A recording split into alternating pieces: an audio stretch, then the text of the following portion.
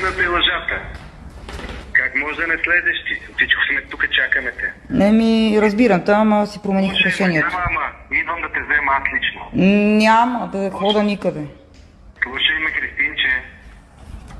Христинче, слушай ме. Ще стане много голям. Слушай ме, аз не съм предател. Правя го за твое добро. Не предавай ти. Никой, който ти обещава, само аз съм ти обещал. Никой нищо не ми е обещавал и на никой нищо не съм взимал. Ти много добре го знаеш.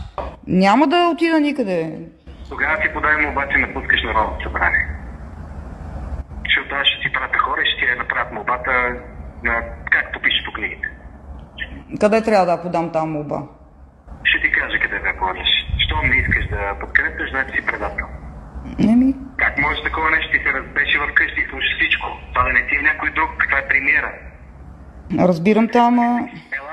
Аз ПП не мога да стана никога, Радостине. Ма няма да станеме ПП, бе, човек.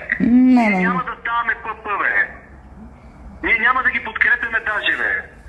Слушай ме, бе. Ние няма да ги подкрепяме, бе. Те имат от друга да подкрепа, но за да ви запази, да останеш депутат, иначе се връща в парламента и ти оставаш никъде. И никога няма да си никъде. Аз искам да те запазя тебе. Пътувам към тебе. Не, няма да дойда. Не оплашиха ли те? Какво стана? Никой кой да ме оплаши мене, като никой не ме знае как се казвам? Няма кой да ме плаши, просто си помислих и по-добре. Може си хода и така. За тебе не е по-добре. Не е по-добре. Нали знаеш, че аз никога не съм робувала нито за постове, ти най-добре го знаеш. Нищо не съм искала, аз съм работила за една кауза, тръгнала съм за една партия и това ми е било за мене. Следвате ли да за 5 минути не да идва тогава? Следвате ли да за 5 минути не да идва? Не съм си в нас. Това ти е решението? Да.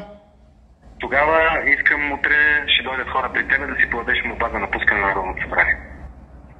Добре. И ще видиш, че ще го направиш. Хубаво сега ти ма заплашваш.